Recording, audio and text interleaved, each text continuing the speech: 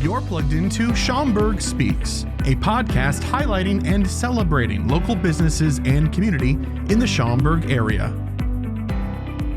Hello and welcome to Schaumburg Speaks, where we are plugging into business and community, brought to you by the Schaumburg Business Association and Ian Ryan Interactive. I'm your host, Andrea Bewer, the president of the SBA, and I'm so excited for today's episode as I have a dear friend of over 20 years that is here with us today. He is a former Schaumburg Business Association board member, Jeff Miller, owner of Divine Signs in Schaumburg. He is going to share with us his secret to amazing success on having a business in Schaumburg. So before we have Jeff talk and say hello, I'm going to give you a brief background on this fabulous human that I have sitting before me. Jeff Miller is married to Michelle, and the father of 4 children and a grandfather of 5, which, is hard to believe just looking at him. He's the owner of Divine Signs and Graphics, a full-service sign and digital graphics shop in Schaumburg, and it was established in 2003. Jeff and his family live in Schaumburg, and he is a member of the Hoffman Estates Rotary Board of Directors of the Schaumburg Business Association, and he's on several boards in the city, and he attends church at Living Hope in Elk Grove Village, where he's actively involved in various ministries. Jeff had 19 years of national and global sales and sales management experience in the wireless data and computer industries. On July 19th in 1989, Jeff was on board a United Airlines Flight 232, a DC-10 with 296 people, when its rear engine exploded, which forced the plane to make an emergency landing in Iowa. The plane cartwheeled, broke into pieces, and burst into flames.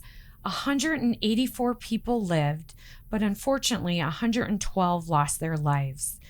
Jeff unbuckled from his seat and walked away from the burning wreckage without a scratch, without a smudge. Jeff has shared his life-changing experience with thousands of men and women and students across the country, and has also appeared on a Christian television, national radio programs, and in Life magazine. And now he is on Schaumburg Speaks. Jeff, thank you so much for being with us today. It's great to be here. Yeah. Well, after that plane crash saying great to be here, that means something. I know. Well, it really does mean something. Well, again, thank you for being, with us today. As I mentioned, you've been such a wonderful partner and community member, and you're an amazing ambassador of Schaumburg, this community. Can you share with our listeners why you decided to make Schaumburg your home, Sure. So many years ago? Yeah, I mean, a quick story. I grew up in Franklin Park. And that's a great city, too. Yeah, and my wife, Michelle, grew up in the northwest side of Chicago, and we met at church in the city. I was 12 years old, and she was 10. Oh, God, really? So that long ago, and she's still with you. Yeah, and then we got married the next year. No. Yeah. Then we started riding bikes together, and so we were childhood sweethearts. And I went to Elmhurst College, we got married, and we lived in Elmhurst right after we got married, and a small little house. And then as our family grew, we couldn't afford to be in Elmhurst anymore at the time. So we looked at Schaumburg, and we didn't even know where Schaumburg was, compared to the city in Franklin Park. And that's when 38 years ago, we bought our first home in Schaumburg. And, but for many of those years, I was in corporate America. And, you get up on, you wake up on Monday, you fly out of town, come back on the weekend, suck all the resources out of the community. I mean, I didn't even know who the mayor was, honestly. And, you're just that guy. Yeah. And then when it came to time to start a business, I always wanted to make sure that if I ever started a business, it's in the town that I live in. Right. And, it's some of the best decisions we ever made to stay in Schaumburg and then to start our business in Schaumburg. And raise your family. Yeah. So it's been great. A lot of your friends. So you started your business. I know you mentioned you were in corporate America, and obviously you had a horrible experience that you survived. How did you decide to open a signage company? Well, most of my travel was before 9/11. So, I mean, traveling by air was a lot different than it is now. Mm-hmm. And I stumbled out of college, I stumbled into the PC industry right when the PC was invented. So all of a sudden, oh my goodness. Yeah. I mean, it was tremendous, right? So I became known as, somebody in that industry, distribution channels and all that. Then went to go work for Motorola when Bluetooth was coming out and traveled all over the world. Were you in Schaumburg at the time? Yes, where I you was. Worked? Yeah. Okay. And, so I was flying back from Singapore after 9/11 when travel, whatever. And I changed my flight. So I'm sitting in the middle seat, 16-hour flight. I was 42 years old. I'm like, I can't keep doing this, but I never knew how to do anything different because I was a sales leader. Yeah. So at that time too, our company was lightening up a little bit because the .com crash and then, the technology. So I got a package, which gave me more time than I ever thought I would have to figure things out. Went out and, cause I had 4 kids at the time, went out and got another job, same ugly baby, different dress, VP of sales, blah, blah, blah. But I asked them to hold it because they knew me. And then I did some due diligence about maybe looking to start a business. And I had all different things going on. And one of the least things I thought I would ever do is open up a franchise or like a business that's not in my own scope. Right. And then my friend said, well, what about the sign business? Because he was like a broker and it's like a sign company. I go, sign company? I don't even know where signs came from. I didn't. You probably didn't even notice them. Yeah, until after I wrote the check, I said there's sign companies everywhere. Yeah. So long short is the business model worked and for us, and we started off from scratch, just me and Michelle and one graphic designer. And look at where it is today. So how did you come up with the name Divine Signs? I know you mentioned religion and you and Michelle went to church together. Yeah. Was there something divine? Well, we wanted a name, not so much that only, but we wanted a name that had at least a double or triple meaning, right? Clever.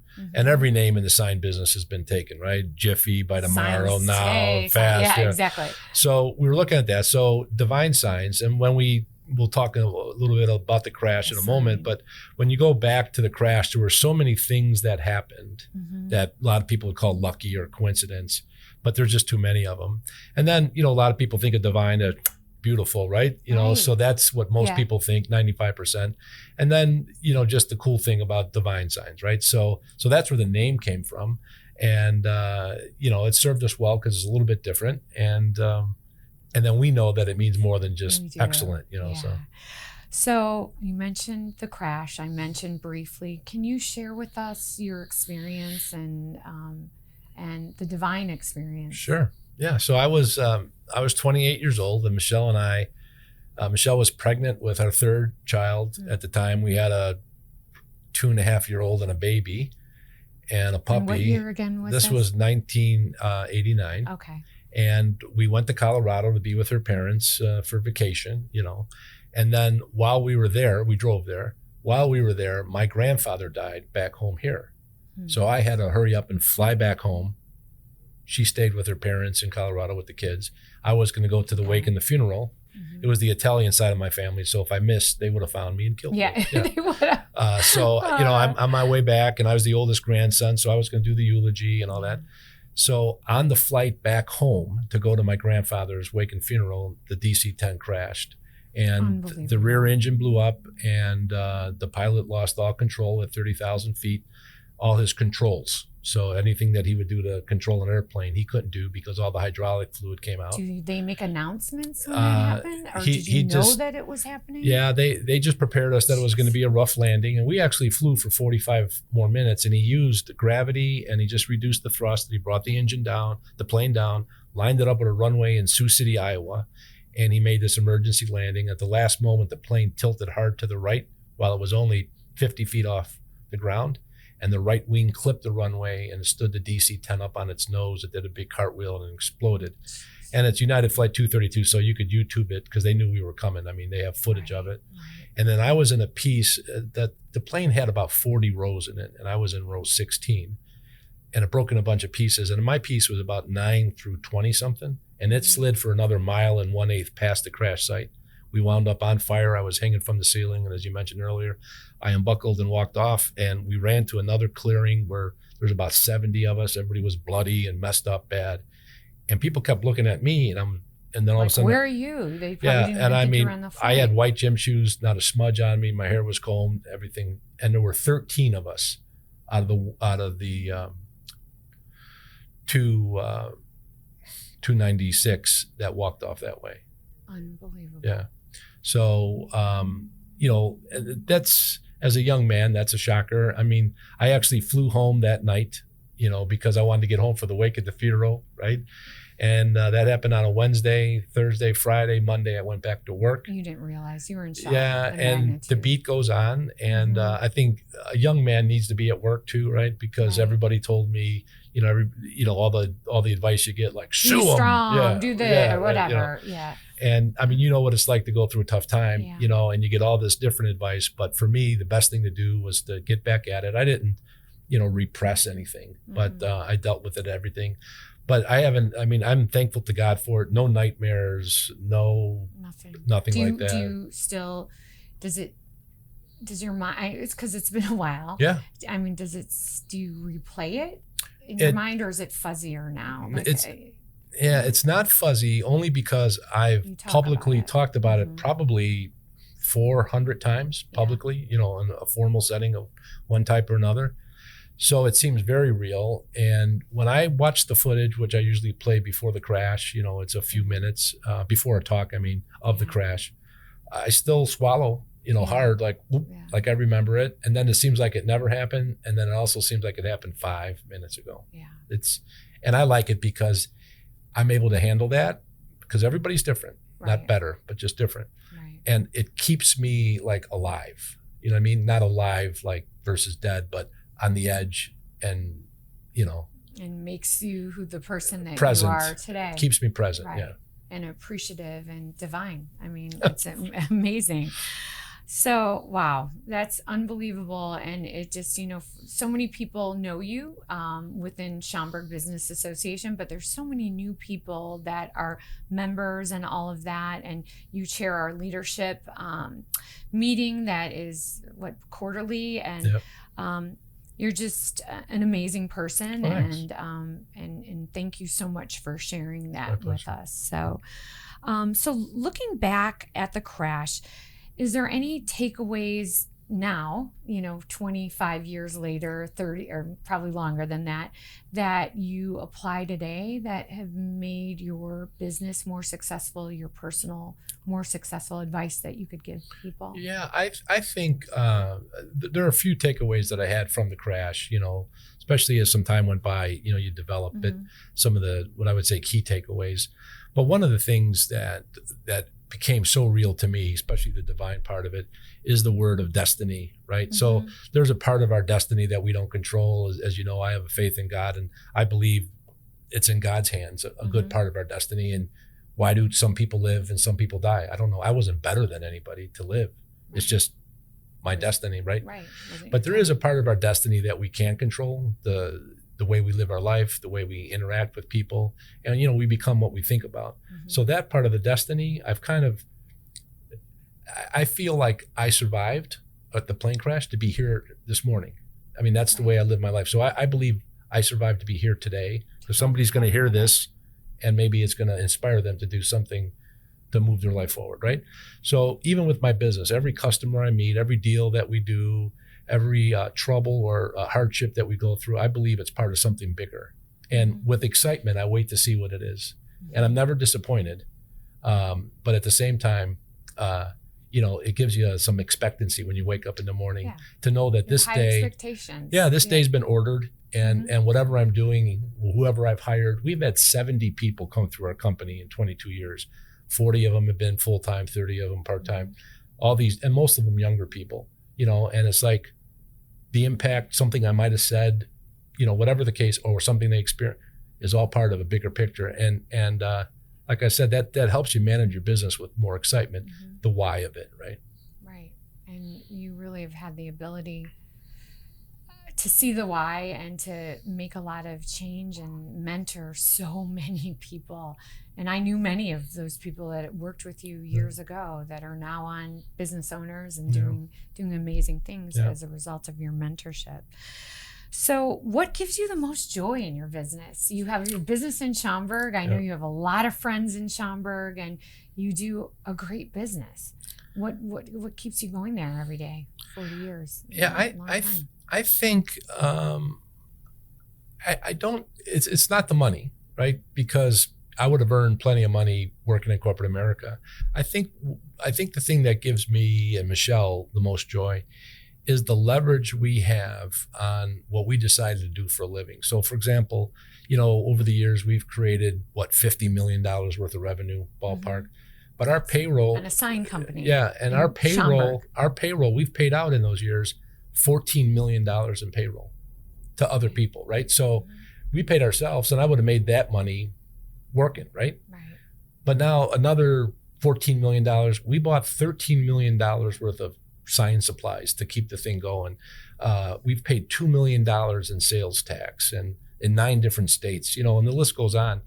So the give back is part, and I feel like we've used our life well. We were good stewards of it. So not just earning for ourselves, but, did our part to make where we were. Doing. Yeah.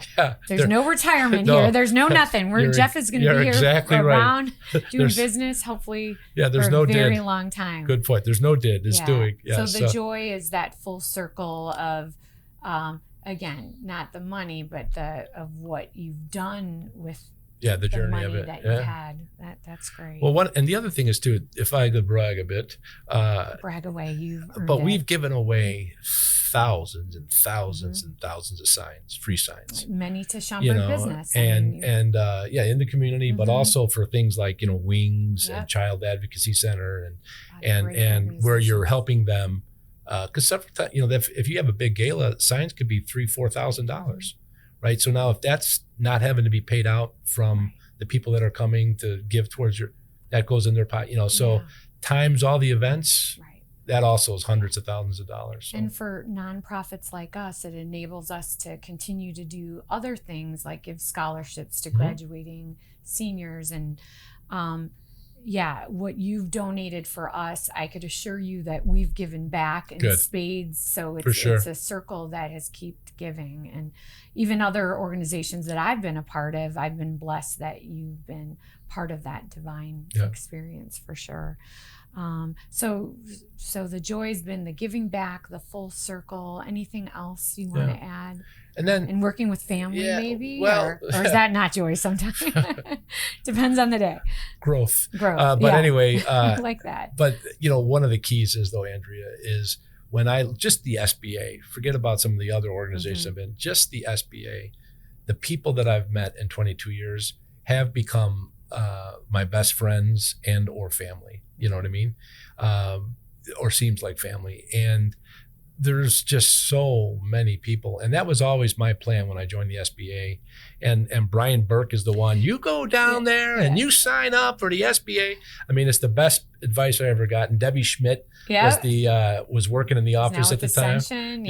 A business leader in the healthcare world. And she signed me up, and I did that. I didn't even have a place yet. Yeah. So I have to share with you, Brian Burke was a guest that we had here about a month ago, sharing the story of how our association started with my mom, with many business leaders like yourself. And he mentioned that story. So I don't know if you had a chance to listen to it, but I did hear it, right? Yes. Yeah. So that was wonderful. And believe me, from one that I wasn't here the year that you signed up, but a couple years later, having you as part of this organization and on the board and really helped us define the path to where we are today with close to 900 companies as members and doing lots of great things. And you're still actively a part of this, and we appreciate it. We wouldn't be the same without you. Yeah, it makes, it's always good to be part of something bigger and better than yourself, right? And SBA is that for me. Yeah, and it's a gift for me to be able to come back 15 years later and to see the progress that this organization, your companies, everybody has made, and to be maybe a small part of the legacy here. It's like a mosaic tile, right? Each one of us it's all behind me right now. It's all of us are just like a little piece of the glass, and by itself is one thing, but then when you put it in with the rest, it's beautiful. And then you could also tell when it's missing too, right? That's what I tell people when they don't show up to things. We know when you're missing, not because we're like police people, but because we miss you, and I think it's good for people to know that. Yeah. So What would you give anybody who wants to start a business in Schaumburg? What piece of advice, could Jeff Miller give them as the secret to success? Well, starting a business is easy. Keeping the business is the hard part, right? So there's some things that you just have to, punch through no matter what it is. Being comfortable, being uncomfortable, ready to stick your neck way out, and all those things. Putting that aside, there are some, you want to tilt it in your favor. So for example, starting a business in Schaumburg, that's a win, right? That's a green flag. Join an organization like SBA, all of a sudden you have 900 comrades. Mm-hmm. And if you play it right, meaning that you go to become a giver and not a taker, you'll then receive. Sometimes you got to play the long game. But now you have 900 people that are in it like you are, right? Mm-hmm. And then you get actively involved in these organizations. A lot of people just go sign up for them because someone told them to, Mm-hmm. but you get actively involved in them. For most of my career, I only belonged to one organization, the SBA. And then later on, after I was off the boards and all that, and as our company grew, we put some different people, just to spread out our geography, right? But the point is you have to do that. And then, there's other things, the mechanics of it, but you have to make friends. That's the business. I always tell our people, we're not in the sign business, we're in the friends business. Mm-hmm. Make friends, and maybe your friends will need some signs, right? And the business will follow. Exactly. In everything that you do. Yeah. Whether it's business or church or your kids, it's truly and everybody great has advice. Everybody has to know what you do Mm-hmm. too. You have to be shameless. And you have to talk about it. Yeah, that's right. Yeah. You could give back, but at the end of the day, it's a give and take, and that's what we try to. The young professionals coming out of college. Is there any other advice that you would give somebody that's coming out that wants to launch their career in Schaumburg? Like what?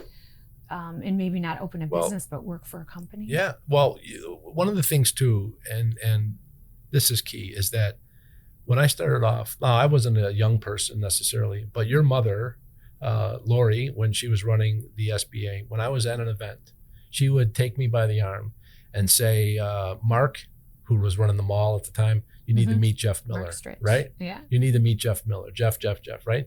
And then Brian Burke would take me here. And there were a few people that felt obligated almost, right? Not because I asked them to, because they wanted to. I've done the same thing. So need to find those people too. And you only do find that. A mentor. Yeah. When you get plugged in, people want to help, but you have to be there to be helped and ask for it too. I one time took your mom out to lunch when we were a few years in, and it was tough, right? That few years in. And I said, Lori, what would you do if you were me, if this was your business?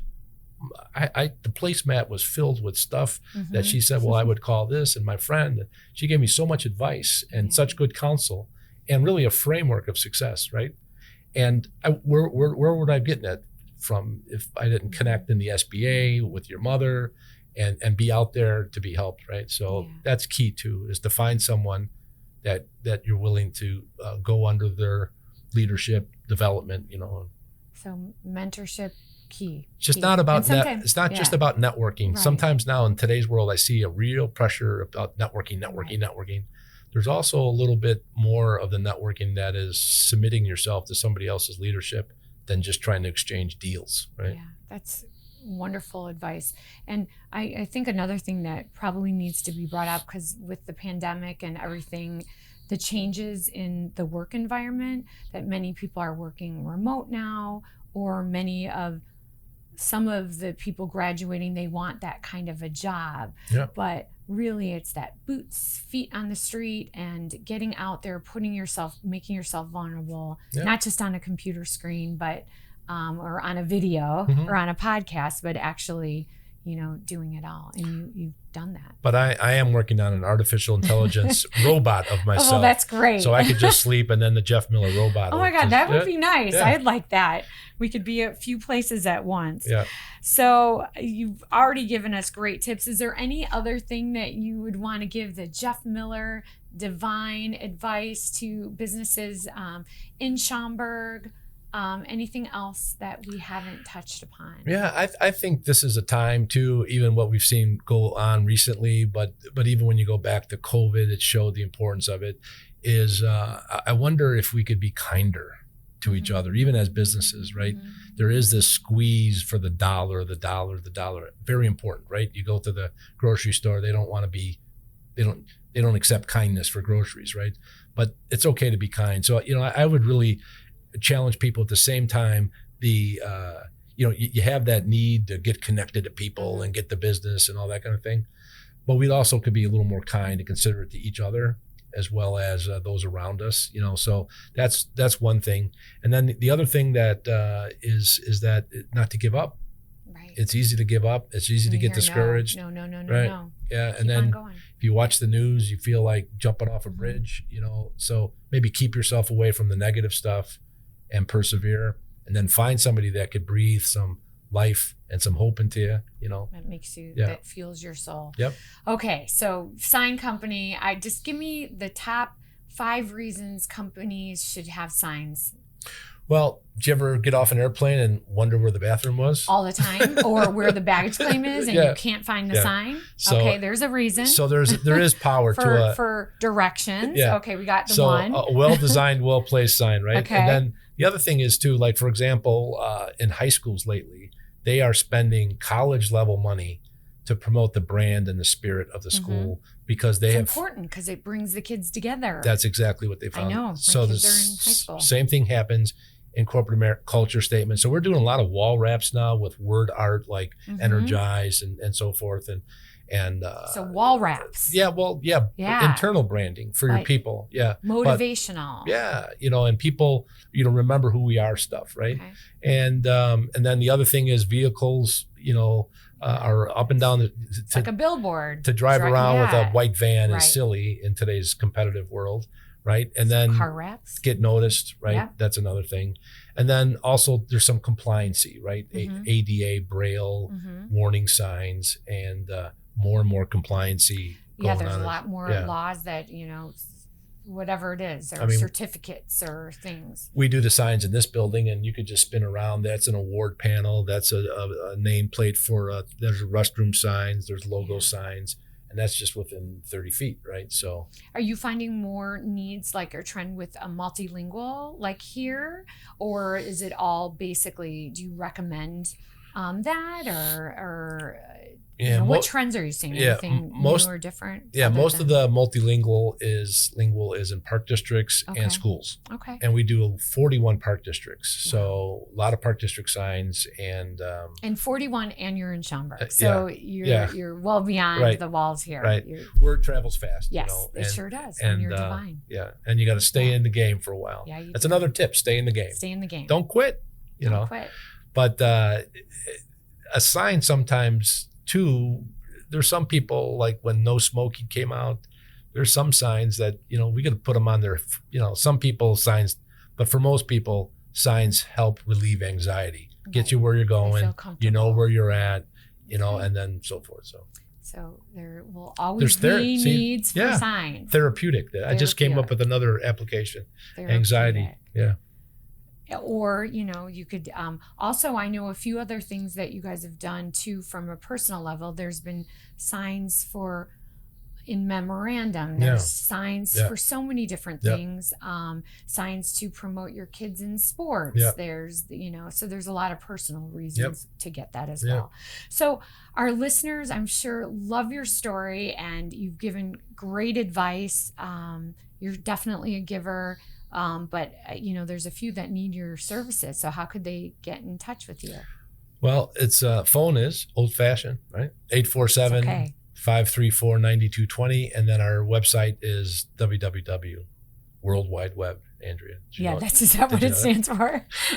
DivineSignsInc.com, DivineSignsInc.com. Right. And you could also go to the Schaumburg Business website, and you could find information on Jeff Miller's business as well. So thank you so much, Jeff, for coming here and sharing your story. It's been great. Your insights and passion on your business is incredible, and it's no wonder why you are the best sign company around, for sure. In the world. And also thank you for making Schaumburg a better place to live, work, and play in. And again, these divine signs are seen all over as a result of of your efforts and Thanks. your legacy. Thanks, Andrea. And thanks to all our listeners for tuning in to this episode of Schaumburg Speaks. Don't forget to subscribe so you don't miss a beat on the latest and greatest happenings in Schaumburg. We'll be back with more incredible stories. I don't know if it's going to be as good as Jeff's story. I bet it will be. We will have many on local businesses and community updates. So until next time, keep supporting local, stay engaged, and let's keep building a fantastic Schaumburg Business Association and community in our fabulous business community together. Boom. Boom.